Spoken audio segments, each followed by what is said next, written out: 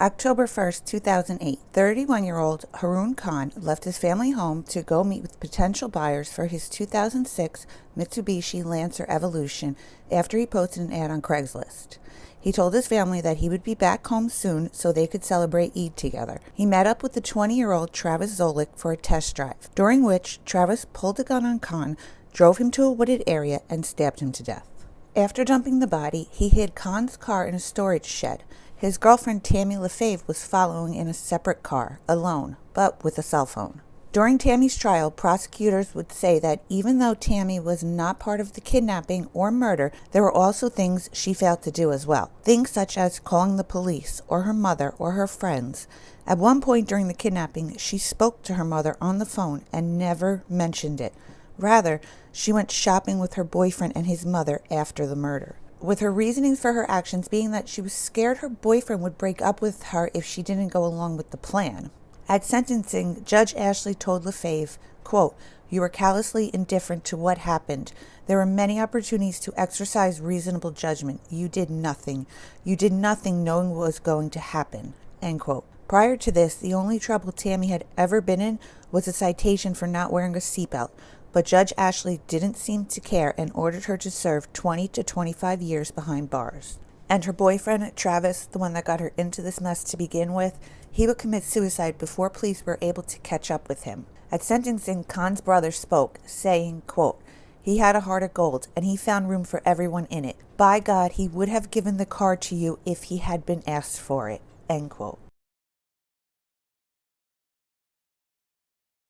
21-year-old Heather Snively had recently moved to Portland, Oregon from Maryland, and a very pregnant Heather was anxiously awaiting the arrival of her baby boy. 27-year-old Karina Roberts, who was pretending to be pregnant, would cross paths with Heather after posting a Craigslist ad for baby clothes. Karina and Heather communicated for just a week before Heather went over to the home to get clothes for her baby from what she thought was a very kind and generous stranger. Not long after, Karina would call her live-in boyfriend to tell him that she had given birth to their baby, but that he wasn't breathing. When he came home, he found Karina in a tub full of blood, wearing nothing but a bra. He called 911 and began to give the baby CPR. When paramedics arrived and took Karina to the hospital, doctors very quickly realized Karina did not just give birth. She would eventually come clean to her boyfriend, telling him, "I did something really bad." When police searched Karina's home, they found the body of 21-year-old Heather, who was beat, stabbed, and had a huge cut on her abdomen. Sadly, both mommy and baby died as a result of Karina's savage attack. Karina pled guilty to 1 count of aggravated murder and was sentenced to life in prison.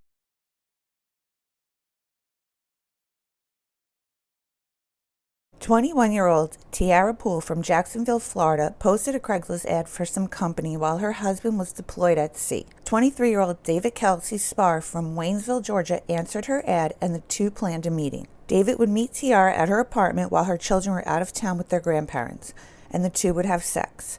Afterwards, David would stab Tiara 90 times before attempting to clean up some of the crime scene and then fleeing. Police caught up with Spar by tracking emails, text messages, and phone calls. Spar's motive for the murder was that he wanted the rush. That's it. Cold and heartless. David Spar was found guilty and currently sits on Florida's death row. April 24th, 2014, 31-year-old Terry Renee McClure traveled to South Carolina from California, and Justin Butler traveled from Alabama to meet up with Von Keith Toland after answering an ad he placed on Craigslist to sell his vehicle. Terry and Justin met up at the airport, rented a car from Enterprise under Terry's name, and then met up with Von Keith. The two men followed Von Keith and his brother Tychus to their home. Once there, the two men requested a test drive, and after returning, shot Tychus once in the back of the head, then shot Von Keith multiple times. After ransacking the home and taking the DVD from the security system, the two flew back to their respective states. Luckily, these two were less than smart, and the police were able to track McClure through airline manifests and cell phone records. Terry McClure was sentenced to life in prison for the murder of Tychus and 30 years for the attempted murder of Von Keith. The co-defendant, Justin Butler, was already incarcerated on other charges at the time of the trial. October 25th, 2007. 24-year-old Catherine Olson, who was a theater and Hispanic Studies graduate from St. Olaf College, answered a Craigslist ad for a nanny position in Minneapolis, Minnesota. The ad was written by a person named Amy. Catherine and Amy exchanged emails, and she was hired to watch the children Thursday, October 25th from 10:30 a.m. to 5 p.m. Before Catherine left to go to her nanny position that day, she mentioned to her roommate she had an uneasy feeling about Amy, telling her that she seemed kind of strange. That would be because the person behind the ad wasn't a mother named Amy. It was a 19-year-old paintball fanatic named Michael Anderson, who was an alternative school dropout and shy around women. Sadly, against her better judgment, Catherine went to her nanny job that day. When Catherine arrived at the house, Michael somehow got her upstairs to his bedroom.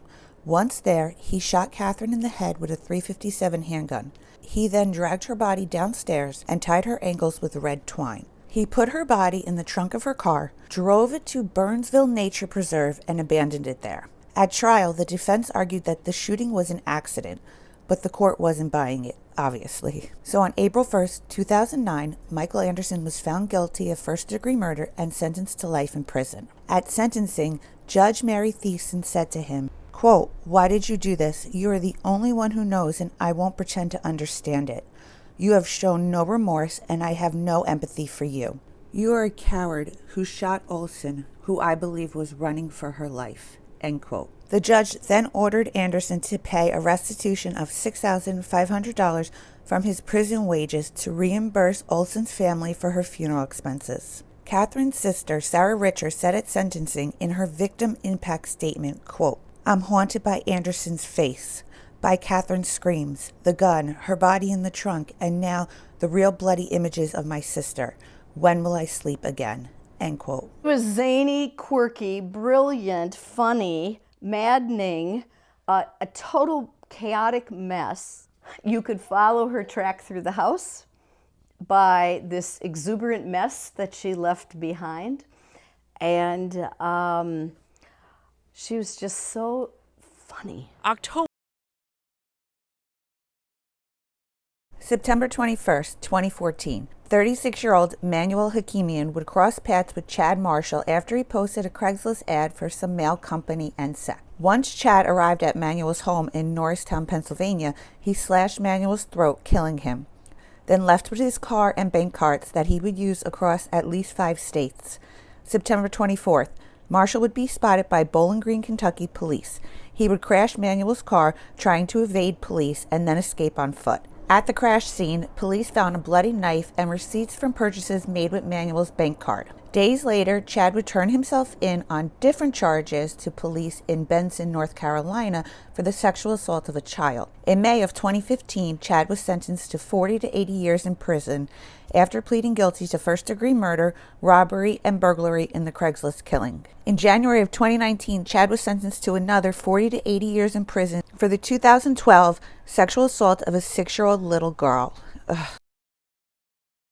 January 22nd, 2015, 69-year-old Bud and 66-year-old Marietta Runyon answered a Craigslist ad made by Ronnie Adrian J. Towns for the sale of a classic 1966 red Ford Mustang. Bud and June were married for 38 years. Bud was the founder of Forever Grateful Ministries after retiring from AT&T, and June was a preschool teacher. The couple left their home in Marietta for the 200-mile drive to McRae, except the car never existed. Rather, Towns met the couple in public and had them follow him to see the car. Towns drove them down a dirt road where he got out, shot, and killed the couple. Police found their car in a small pond and their bodies not far from it. Police would then trace a phone recently bought for the crime, as well as confirm the meeting, back to Towns. He was arrested and charged with malice murder, felony murder, and armed robbery. His trial ended up being dismissed by the Supreme Court after defense lawyers claimed that the jury on the case was not chosen at random. The state will now have to retry Towns.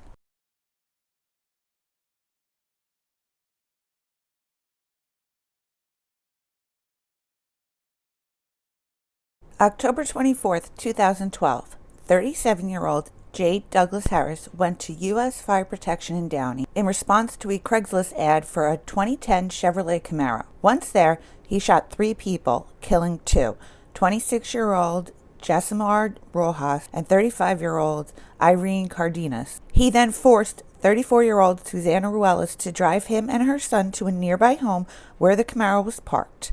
Once there, he shot and killed Susanna and shot and wounded her son.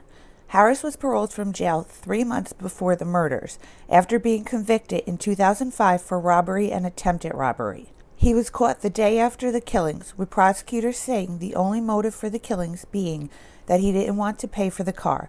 Harris was found guilty and sentenced to death. January 31st, 2017, 44-year-old James Beck took his 15-year-old son Stuart Beck to meet prospective buyers who answered his Craigslist ad for a Kawasaki dirt bike for $1,200. James and Stuart drove 50 minutes to East Hampton with the dirt bike strapped to the bed of his truck to meet 16-year-old Ramondre Williams and 17-year-old Dante Johnson. Dante pulled out a stash of cash, with most of them being $1 bills. James handed back the money and told the teens that they were short. That's when Dante pulled out a pistol. James yelled to his son to get in the car. As James was moving toward the driver's seat, Dante shoots James and then flees. Ramondre jumped on the dirt bike and fled as well. Stuart Beck called 911 and his father was taken to the hospital. 911, my dad just got shot. He's dead. My dad is definitely dead. Stuart, now 20 years old, wiped away tears as he relived those terrifying moments. Dad, I love you, man. Don't die. Don't die. Oh my God. But would sadly pass shortly after from multiple gunshot wounds. Police later linked the cell phone number Stuart was using to communicate with the teens to Ramondre Williams.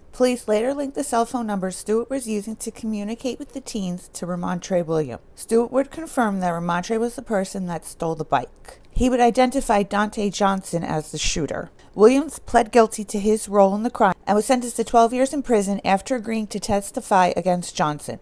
Johnson was found guilty of the murder and sentenced to 40 years in prison, with the promise of a review of his sentence after 25 years. At sentencing, James Beck's mother, Judy, would say, quote, "My son's family is all destroyed because of a stupid teenager bringing a gun to a sale. My son is dead. I'm going to repeat that over and over. My son is dead," end quote. His wife, Suzanne, would say, quote, "I feel like I was Cinderella and he rescued me. He was my prince and I'm lost without him, and so are a lot of other people," end quote. Why? Why would you do this? Why would you devastate a family like this for a motorcycle? Christina Fennell, James Beck's best friend, feels Craigslist should warn users. I've done it too, and I never realized the inherent danger that could be in that, you know. And I know that Jimmy didn't either. We love him so much, and he's going to be so missed, and the world is a much worse place, darker place now that he's gone. April 28, 2010, 43-year-old James Sanders, along with his wife Charlene and two sons, Jimmy, who was 14, and Chandler, who was 10, were in their Washington State home watching a movie together. James was waiting for a couple who answered a Craigslist ad about a 1.7 carat diamond ring with an asking price of $1,050 to come by. Around 9 p.m., the couple was at the door. The woman, Amanda Knight, claimed she wanted it as a Mother's Day gift. James and Charlene went downstairs to show the couple the ring and answer any questions they may have. The accomplice turned to Amanda and asked, "Do you want the ring?" To which she replied, "Yes." He then handed James a wad of cash and asked, "How's this?" To which James replied, "That's fine." He then asked, "What about this?" and pulled out a gun. His wife Charlene says that's how it all started. They zip-tied James and Charlene's hands and put them down on the kitchen floor. Two more males joined in and went to go get the two children upstairs and zip-tied the boys as well. Charlene recounts that one of the men came over to her and put a gun to the back of her head. He started to count down as if he was going to kill her, demanding to know, "Where's the stuff? Where's the stuff?" To which she replies, "What stuff?" The man then asks, "Where's the safe?" At one point, he even kicked Charlene in the head, as she just kept praying, "Please God, don't let them kill me in front of my kids." One of the robbers then pulled her wedding ring right off her finger, and another one took her husband to the garage where the family safe was located. Charlene would go on to say that she doesn't know exactly how the sequence of events went, but she knows at some point Jimmy, her 14-year-old son, jumped up and tried to fight one of the robbers, to which he pistol whipped him. Her husband managed to break the zip ties he had bound to his hands and went to Jimmy's defense. That's when he was shot. One of the boys called 911 telling the dispatcher, "My dad's been shot. Please hurry. Hurry, please.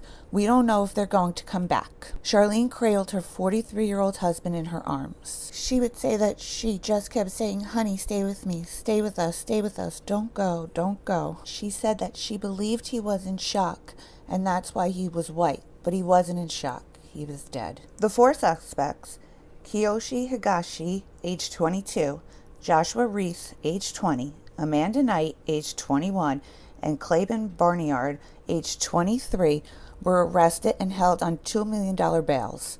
In 2011, all 4 were convicted of numerous crimes, including first-degree murder, and received sentences of 71 to 124 years in prison. Jimmy's brother, Derek Sanders, said, quote, "He's an example of a real man, a family man, a husband and a father. He's the type of guy a lot of people should aspire to be like," end quote. Jimmy, the son, the one that was pistol whipped, told reporters, quote, "I will become the man my dad wants me to be. In time, I will forgive these evil people that robbed my dad from me," end quote. They ripped my wedding ring right off my finger. I kept saying, "Take it, take anything you want." Their intent was never to buy that ring. Their intent was to go there and commit a robbery. All 4 of them had weapons, and they had the tools to tie everybody up. It was when the couple's 14-year-old son tried to intervene that his father broke loose to help. He was shot and killed, defending his son. My husband was a hero. He always said he'd protect his family. He always told the boys that he would ever protect his family, and he died protecting his family. February 2016, 35-year-old Byron Mitchell and 22-year-old Danielle Jones would become roommates in Danielle's Miami apartment after Byron answered Danielle's ad she placed on Craigslist. Just a little over 1 week later, on February 14, 2016, and on Danielle's 23rd birthday, Mitchell beat, choked, and stabbed Danielle, leaving her for dead. After the attack, Mitchell phoned 911 and told the dispatcher Jones had rushed at him with a knife in the bedroom. When police showed up, they found Jones lying unconscious from the impact of Mitchell slamming her head into the floor, and a knife was laying by her in a puddle of her blood. Mitchell had removed his clothes and showered before the police arrived, but his hands were still bloody when police got there. Prosecutors showed photos of his blood-soaked shirt and red hands to the jury. He deleted Danielle's number and text messages from his phone and dropped her cell phone into water.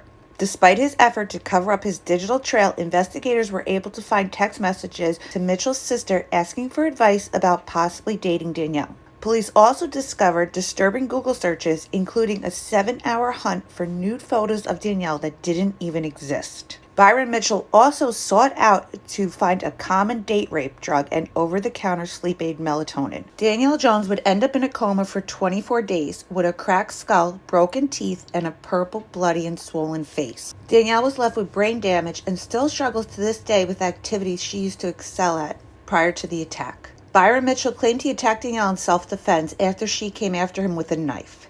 The jury wasn't buying the bullshit Byron was selling, and 4 years after the brutal attack, Mitchell was sentenced to life in prison. At the trial, Danielle testified, saying, quote, "I wanted to go to school for criminal justice and psychiatry, and now I have my 11-year-old brother help me with my math, which was my best subject in school. I used to be able to sing very well. I can't anymore. I used to be able to dance very well, and I can't anymore. I'm still hopeful that every day I'll slowly get better, but I feel my life has been destroyed." End quote. Working 2 jobs while pursuing her dream of becoming a police officer, 23-year-old Danielle Jones appeared to be making a life for herself here in South Florida. But that all changed this year on Valentine's Day, when she nearly lost her life. Police say she was brutally attacked, beaten, stabbed, and choked by her Craigslist roommate, 35-year-old Byron Mitchell. Now, after spending 24 days in a coma, Danielle Jones is ready to share her story for the first time. Because I didn't expect it to come out like this. And I didn't expect to look normal. How do you end up with this guy in your apartment? Well, I interviewed him the first time when I met him. He was really nice when I met him. His resume looked nice, like he could have fooled anyone. But 1 week after living together, prosecutors say Mitchell snapped, attacking his roommate while the two were alone in the apartment. I think that he just attacked me because I didn't like him, and he liked me back. So you think this was about him being jealous? Yes, I think that's what it was about. Danielle's now living with her mother and stepfather. The two are supporting her during her recovery, also raising money to take care of the hospital bills. She's got her personality back. She speaks. It's amazing from where she was to now, even in the short period of time that it's been. I feel grateful, and I just wanted to say thank you to everyone. Danielle Jones taking the stand face to face with her former roommate, the man charged with trying to kill her. I just know that there was things that would frustrate him sometimes and bother him if people didn't share his opinion. I saw that he was in the military and he was a college student, and I thought those are good qualities and must be a nice person. There is not one scintilla of evidence. The defense saying while photos of Jones's injuries may be gruesome, it does not tell the whole story. They allege Jones was armed with a knife, adding there's no proof Mitchell tried to kill her. What is it about Craigslist? It's very anonymous. It makes our lives easier. We find what we want right away. We can buy it any time of the day. But it also provides another avenue for bad guys to make us victims. Former NYPD Detective Joe Giacalone warns about dangers lurking behind the screen. When you see some of these crimes happening, you're not surprised. So a lot of times people take their safety for granted. They think, oh, it's an official website, but you are responsible solely for your safety. Hi guys, if you're still here, thank you so much. It means everything to me. I appreciate you more than you know. Leave me a like, leave me a comment, let me know what you thought. If you haven't subscribed, please subscribe. It means so much to me, especially since I'm so small. It really helped me out. And one last thing, if you guys are going to sell anything on Facebook or Craigslist, or if you're going to go buy something, please just keep these stories in the back of your mind and be careful out there. And share these stories with the people that you love. And until next time.